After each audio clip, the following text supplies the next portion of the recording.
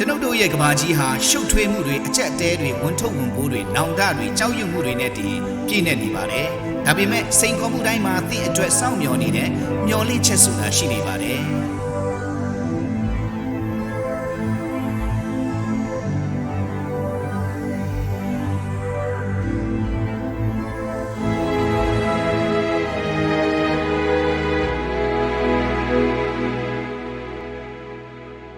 ဒါဟာခရစ်တော်ရဲ့မွေးဖွားခြင်းအကြောင်းစိတ်ဝင်စားစရာပရောဖက်ပြုချက်တစ်ခုလည်းဖြစ်ပါတယ်။ပမာဏကိုဘာကြောင့်လဲလို့သင်တို့အံ့ဩနေပါလိမ့်မယ်။ဘာကြောင့်လဲ။ဘာကြောင့်သိုးထိန်တွေလဲ။ဘာကြောင့်လက်ဝါးကားတိုင်ပေါ်မှာဘာသာစကား၃မျိုးနဲ့ရေးထားတဲ့စာတမ်းလဲ။ဒီအသေးစိတ်အချက်လက်တွေကမိတ်ဆွေတို့ကြပန်းစကားမဟုတ်ဘဲနဲ့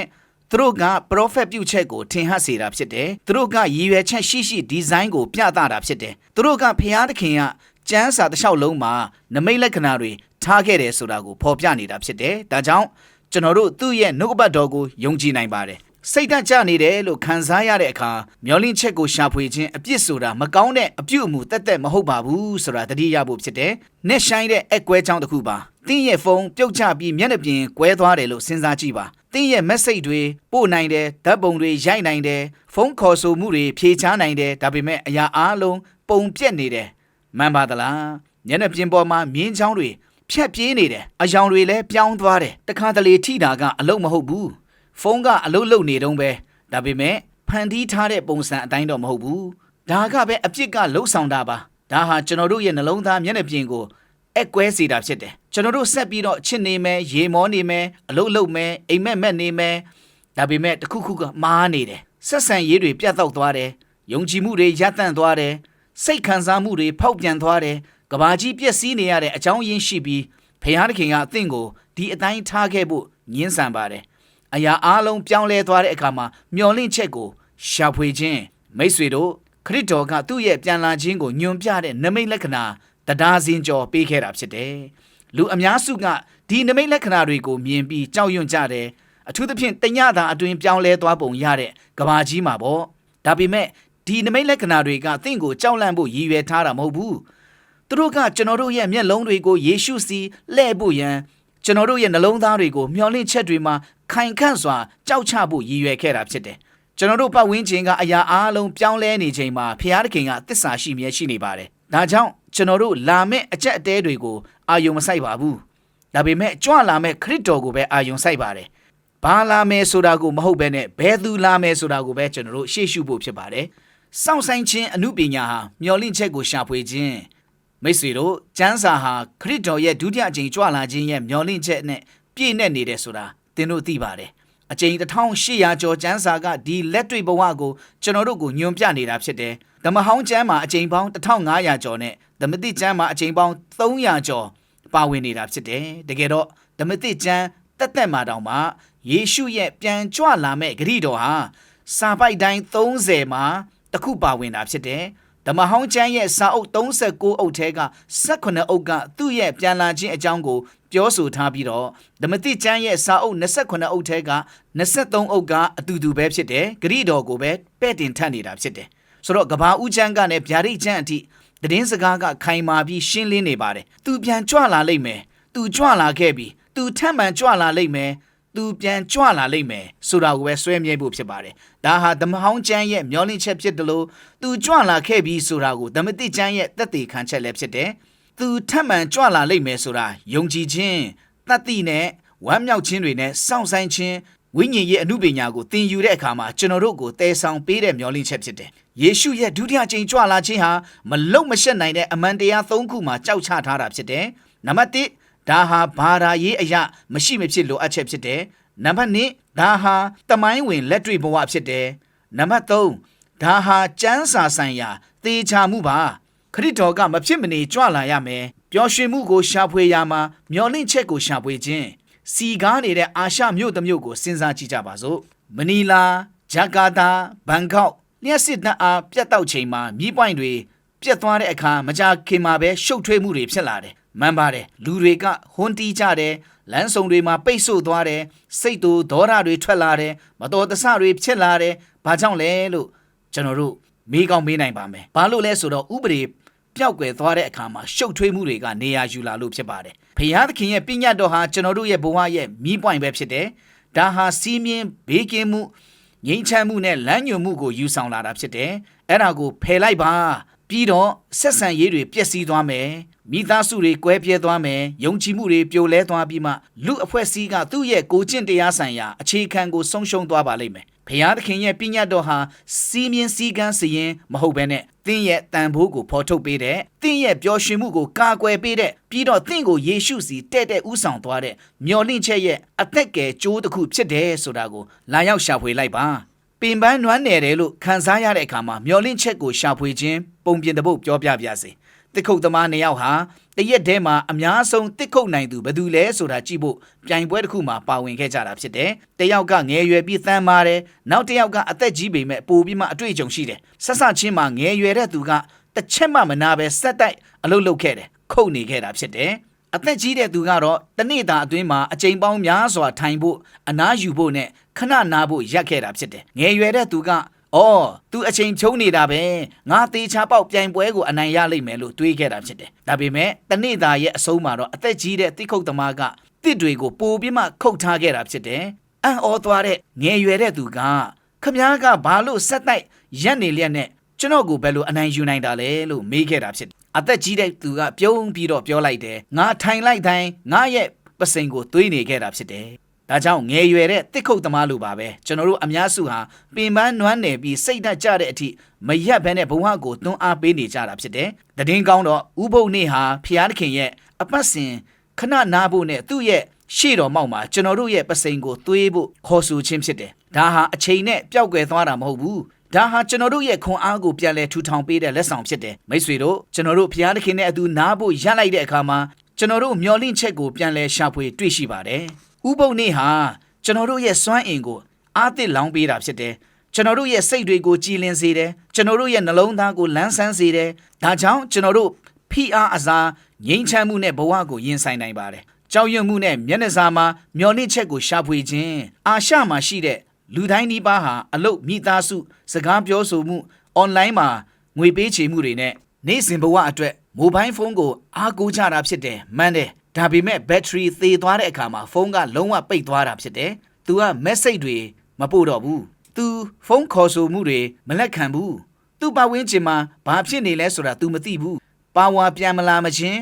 तू ဟာရိုးရိုးရှင်းရှင်းပဲနားနေတာဖြစ်တယ်။ဒါကပဲကျမ်းစာကသေခြင်းကိုဖော်ပြတဲ့အတိုင်းပဲဖြစ်တယ်။လဲ့လဲသွားလာနေတဲ့ဝိညာဉ်တွေမရှိဘူး။ဘူဖေးတွေပြန်ပြောတာမရှိဘူး။ပတ်ပတ်လည်မှာလွင့်မျောနေတဲ့ဝိညာဉ်မရှိဘူး။ရိုးရိုးရှင်းရှင်းပဲအနားယူတဲ့ပုံစံယေရှုကိုစောင့်ဆိုင်နေတာဖြစ်တယ်။အသက်ရဲ့စစ်မှန်တဲ့အရင်မြင့်ကျွန်တော်တို့ကိုပါဝါပြန်ဖွင့်ပေးဖို့ဖြစ်တယ်။ဒါတွေကရှင်ပြန်ထမြောက်ခြင်းပါပါ။ဒါကြောင့်သေခြင်းဆိုတာညှဉ်းပန်းနှိပ်စက်ခြင်းဒါမှမဟုတ်ရင်လဲ့လဲသွားလာခြင်းမဟုတ်ပါဘူး။ဒါဟာငြိမ်သက်စွာအနားယူခြင်းဖခင်သခင်ကအသက်ကိုပြန်လဲထူထောင်ပေးမဲ့အထိစောင့်ဆိုင်နေခြင်းပဲဖြစ်တယ်။သင်သေခြင်းကိုကြောက်ဘူးတယ်ဆိုရင်ဒါမှမဟုတ်သင်ရဲ့ချစ်ခင်သူတွေဘယ်မှာရှိနေလဲလို့အံ့ဩဘူးတယ်ဆိုရင်ကျွန်တော်တို့နဲ့ပူးပေါင်းပြီးမှကြောက်ရွံ့မှုကိုမလုံမရှက်နိုင်တဲ့မျောလင့်ချက်နဲ့အစားထိုးမဲ့အမှန်တရားကိုရှာဖွေလိုက်ပါအစပြုရာမှာမျောလင့်ချက်ကိုရှာဖွေခြင်းကျွန်တော် Mauritius မှာကောင်လေးတစ်ယောက်ဖြစ်နေတုန်းကကျွန်တော်ရဲ့အမေနဲ့အတူအဝတ်လျှော်ဖို့မျက်စီကိုလိုက်သွားခဲ့တာကိုကျွန်တော်ကောင်းကောင်းမှတ်မိပါတယ်ကျေးလက်ဒေသတွေမှာအများအပြားဒီနေ့ခေတ်မှာဒါတွေဖြစ်နေတုန်းပဲအဝတ်လျှော်တဲ့နေ့ဟာအလုပ်တစ်ခုထက်ပိုပါတယ်ဒါဟာမြစ်ကမ်းနားမှာဒါမှမဟုတ်ရင်ရွာအဝတ်လန်းစင်မှာတန်ဖိုးထားတဲ့ထုံးတန်းစင်လာတစ်ခုဖြစ်တယ်မိခင်တွေအဖွားတွေသမီးတွေဘေးချင်းရှင်ပြီးရပ်နေကြတာဖြစ်တယ်ဆိုတော့ဘေးချင်းရှင်ပြီးရပ်နေကြတယ်သူတို့ဇက်လန်းတွေရေမောတန်တွေနဲ့တိတ်ဆိတ်တဲ့ဉာဏ်ပညာတွေကိုမျှဝေရင်းအဝတ်လျှော်ကြတယ်လေထုထဲမှာနူးညံ့တဲ့ရိုသေမှုရှိနေပါတယ်ဘာလို့လဲဆိုတော့နောက်ဘာဖြစ်လာမလဲဆိုတာလူတိုင်းသိနေလို့ပါဖုံမုတ်တွေချွေးစွန်းတွေနဲ့ကြာရှည်စွာအားထုတ်ခဲ့ရတဲ့အမတ်အသားတွေရေနဲ့တွေ့ပြီးဖြည်းဖြည်းချင်းပျောက်ကွယ်သွားတာဖြစ်တယ်အဝတ်တွေကိုမှားယူလိုက်တဲ့အခါမှာသူတို့ကပြန်ပြီးတော့တောက်ပလာတာဖြစ်တယ်တန့်ရှင်းတယ်အသစ်ဖြစ်လာတယ်အစပြုဖို့အသင့်ဖြစ်သွားတယ်နိချင်းခံခြင်းဟာအဲ့ဒီအချိန်ရဲ့ကောင်းကင်ဘုံပြောင်းလဲမှုဖြစ်ပါတယ်ဒါဟာဘုရားသခင်ရဲ့ဝိညာဉ်ရေးရာအဝတ်လျှော်တဲ့နေ့ပါကျွန်တော်တို့ကိုယ်ဘာသာကိုမလျှော်နိုင်တဲ့အပြစ်အစွန်းထင်းတွေယူလာတဲ့နေရာအပြစ်ရှိတယ်လို့ခံစားရခြင်းကြောက်ရွံ့ခြင်းကြဆုံးခြင်းနောင်တရခြင်းစတဲ့အစွန်းအထင်းတွေနဲ့ဖျားသခင်ရဲ့လက်ထဲမှာထားတဲ့နေရာပါပြီးတော့ယေရှုကကျွန်တော်တို့ကိုဆေးကြောတဲ့အခါကျွန်တော်တို့ရေထဲကနဲ့အတူတူ ထလာတာမဟုတ်ဘူးကျွန်တော်တို့အသစ်ဖြစ်လာတယ်ပြန်လဲထူထောင်လာတယ်ပြီးတော့သူကျွန်တော်တို့အတွက်ပြင်ဆင်ထားတဲ့ဘဝအတွက်အသင့်ဖြစ်လာတာဖြစ်တယ်နိချင်းခံခြင်းဟာပြည့်ပြည့်စုံခြင်းကိုဂုဏ်ပြုခြင်းမဟုတ်ပါဘူးဒါဟာသင်ကိုယ်ဘာသာကိုဘယ်တော့မှမပြုတ်ပြင်နိုင်တဲ့အရာကိုဖျားသခင်ကတန့်စင်ပေးတဲ့အံ့ဖွယ်အမှုပါဘယ်အရာကတကယ်ဖြစ်လဲဆိုတာကိုရှာဖွေရမှာမျောလင့်ချက်ကိုရှာဖွေခြင်းနိုင်ငံအများပြားမှာအရာရှိတွေကိုအတုအယောင်ငွေတွေကိုခွဲခြားသိမြင်ဖို့ရန်လေ့ကျင့်ပေးတာဖြစ်တယ်ဒီလိုမျိုးမှတ်စုဖို့မှန်ပါတယ်သူတို့ကအတုအယောင်ငွေစက်ကူတိုင်းကိုလေ့လာရင်နာယီပေါင်းများစွာအချိန်ဖြုံးနေတာမဟုတ်ဘူးသူတို့ကအစ်စ်အမှန်ကိုလေ့လာကြတာဖြစ်တယ်သူတို့ရဲ့အသားအယောင်ကိုသိတယ်သူတို့ရဲ့အလေးချိန်ကိုသိတယ်သူတို့ရဲ့အသေးစိတ်အချက်လက်တွေကိုသိတယ်ပြီးတော့သူတို့အရာအားလုံးကိုသိတယ်သူတို့ကစစ်မှန်တဲ့အရာနဲ့ပိုပြီးရင်းနှီးလေဘယ်အရာကအတုဖြစ်တယ်ဆိုတာကိုပိုပြီးမြန်သိနိုင်လေပါပဲအဲ့ဒီနည်းနဲ့ပဲဖျားသခင်ရဲ့စစ်မှန်တဲ့အသင်းတော်ကိုအစဉ်လာတိုင်းတွင်တင်ချက်တိုင်းဂိုင်းကနတိုင်းကိုနှိုင်းရှင်ခြင်းနဲ့အတိမတ်ပြုတာမဟုတ်ဘူးဒါပေမဲ့စစ်မှန်တဲ့အရာအမှန်တရားဖျားသခင်ရဲ့နှုတ်ကပတ်တော်ဖျားသခင်ရဲ့ဇယိုက်လက္ခဏာနဲ့ဖျားသခင်ရဲ့သာသနာကိုသိခြင်းအပြင်ဖြစ်တယ်မိတ်ဆွေတို့သင်တို့ကအတုအယောင်တိုင်းကိုလေ့လာခြင်းဖြင့်စစ်မှန်တဲ့အသင်းတော်ကိုရှာဖွေတွေ့ရှိတာမဟုတ်ပါဘူးအမှန်တရားဘယ်အရာကစစ်မှန်တယ်ဆိုတာကိုရှာဖွေတွေ့ရှိတာပါဝိညာဉ်ရေးရာစူညံတန်တွေပြည့်နေနေတဲ့ကဘာကြီးမှာသင်တို့ဟာစစ်မှန်တဲ့အရာကိုရထိုက်ပါတယ်ဒါကြောင့်လာပါသင်တို့တကယ်အရေးကြီးတာကိုရှာဖွေနေတဲ့အခါမှာဖျားသခင်ရဲ့စစ်မှန်တဲ့အသင်းတော်ကဘယ်လိုမျိုးရှင်းလင်းမှုလမ်းညွှန်မှုနဲ့မျောလင့်ချက်ကိုယူဆောင်လာတယ်ဆိုတာကိုလာရောက်ရှာဖွေလိုက်ပါသင်ရဲ့ကိုတန်ဖိုးထားမှုမှာမျောလင့်ချက်ကိုရှာဖွေပါအာရှနိုင်ငံအများအပြားမှာပွဲတော်တွေအတွင်းမှာကောင်းကြီးမင်္ဂလာကာကွယ်မှုနဲ့ကံကောင်းခြင်းတွေကိုကိုစားပြုဖို့လူတွေကအနီရောင်ဖဲကြိုးတွေကိုထားကြတာဖြစ်တယ်မှန်ပါတယ်အီဂျစ်မှာဖျားသခင်ကဣသေလလူမျိုးတွေကိုသူတို့ရဲ့တကားတိုင်တွေနဲ့တကားအပေါ်ခေါင်မိုးပေါ်မှာအနီရောင်သွေးကိုတုပ်လိန်ထားဖို့ညွှန်ကြားခဲ့တာဖြစ်အလှဆင်ဖို့မဟုတ်ဘဲနဲ့ကယ်တင်ခြင်းအတွက်ဖြစ်တယ်ကျွန်တော်တခုမေးပြစေဖျားသခင်ကဣသေလလူသားတွေကိုဘေးဒဏ်10ခုမြောက်မကြရောက်ခင်သူတို့ရဲ့အိမ်တကားရဲ့တကားထုတ်တိုင်ပေါ်မှာတကားတိုင်းတွေမှာသွေးတုပ်ဖို့ဘာကြောင့်တောင်းဆိုခဲ့တယ်လဲဆိုတာကိုသင်အံ့ဩဘူးပါသလားတယောက်ကအိမ်ထဲကိုမဝင်ရဘူးဆိုတာမရှိလို့ပါအဲ့ဒါမှန်ပါတယ်ဒါပေမဲ့တကားတိုင်တွေကိုဘာကြောင့်လဲလို့သင်မေးကောင်းမေးနိုင်ပါတယ်ဘာလို့လဲဆိုတော့တကားတိုင်တွေကဘဲသူ့ကိုမှအိမ်ထဲကနဲ့အပြင်မှာမထားတဲ့အတွက်ကြောင့်ဖြစ်တယ်တကားကိုယ်တိုင်ပေါ်မှာကြီးမားတဲ့လက်ဝါးကားတိုင်မျိုးတစ်ခုခုကိုဘာကြောင့်မတုတ်တာလဲထွဲ့မြောက်ရာချမ်းကနဲ့စိတ်ဝင်စားစရာကောင်းတဲ့ဇက်လန်းတစ်ပုဒ်ကိုလာပြီးနားထောင်လိုက်ပါအဲ့ဒီမှာဂျေဇုတော်ဆိုလိုတာကယုံကြည်ခြင်းတစ်ခုတည်းနဲ့ကယ်တင်ခြင်းဟာဧဝံဂေလိတရားကသင်ရဲ့တန်ဖိုးကိုဘယ်လိုပြန်လဲထူထောင်ပေးပြီးထာဝရမျှော်လင့်ချက်စီကိုဥဆောင်သွားတယ်ဆိုတာကိုပြသတာဖြစ်တယ်။ဖျားသခင်ကသူ့ရဲ့လူတွေကိုပြန်လဲထူထောင်ပေးခဲ့တယ်လို့မျိုးပေါ့။ငြိမ်းချမ်းရေးလမ်းကြောင်းမှာမျှော်လင့်ချက်ကိုရှာဖွေခြင်းစိတ်ပညာရှင်တွေကစစ်တမ်းကောက်ယူကြပါတယ်။အတိတ်ကိုအယံတွေးနေခြင်းကစိတ်ကြယောဂါကိုဖြစ်စေနိုင်တယ်။ယနေ့အကြောင်းကိုအယံအာယုံစိုက်နေခြင်းကမကြာခဏစိတ်ဖိစီးမှုကိုဖြစ်စေတယ်။ပြီးတော့အနာဂတ်အကြောင်းကိုအယံစိုးရိမ်ပူပန်နေခြင်းကစိုးရိမ်စိတ်ကိုဖြစ်ပေါ်စေနိုင်ပါတယ်။သင်ရဲ့ဘဝက3မျက်နှာပြင်ပါတဲ့စမတ်ဖုန်းတစ်ခုနဲ့တူပါတယ်။ဓာတ်ပုံပြခန်းမနေ့ကအခိုက်အတန့်တွေကိုလိမ့်ကြည့်နေရတာနဲ့နောင်တကအလိုအလျောက်ပြန်ပွင့်လာတယ်။မှန်ပါတယ်ဒုတိယတစ်ခုကတော့ပင်မမျက်နှာပြင်ပါapp တိုင်းကအတန်မြည်နေတယ်အဲ့ဒီမှာထိုင်ပြီးစိတ်ဖိစီးမှုကသင်ရဲ့အာယုံစိုက်မှုကိုဝါမျိုးဖြစ်တယ်တတိယမျက်နှာပြင်အတိပေးချက်နောက်ဘာရောက်လာမလဲဆိုတာနဲ့စိုးရိမ်စိတ်ကနေရာယူသွားတယ်ဆိုတော့ငြိမ်းချမ်းရေးကနောက်ထပ်လှည့်လိုက်ယုံနဲ့လာတာမဟုတ်ပါဘူးဒါဟာသင်ရဲ့မျက်နှာပြင်တွေကနဲ့အပေါ်ကိုကြည့်ပြီးဖုန်းကိုပါဝါပေးတဲ့သူနဲ့ဆက်သွယ်တဲ့အခါသင်သူနဲ့အတူရှောက်လန်းတဲ့အခါငြိမ်းချမ်းရေးလမ်းကြောင်းပေါ်မှာမျှော်လင့်ချက်ကိုရှာတွေ့ပါလိမ့်မယ်ဘာလို့လဲဆိုတော့ခရစ်တော်အတွက်အသက်ရှင်ခြင်းကသင်ကိုအတိတ်ရဲ့ကြောက်ရွံ့မှုကနဲ့လွတ်မြောက်စေတာဖြစ်တယ်။ကြည်ပါဒါကအားလုံးရဲ့အနှစ်သာရပါပြီးတော့ကျွန်တော်တို့ဒါကိုကိုယ့်အတွက်ပဲသိမ်းထားချင်တာမဟုတ်ပါဘူး။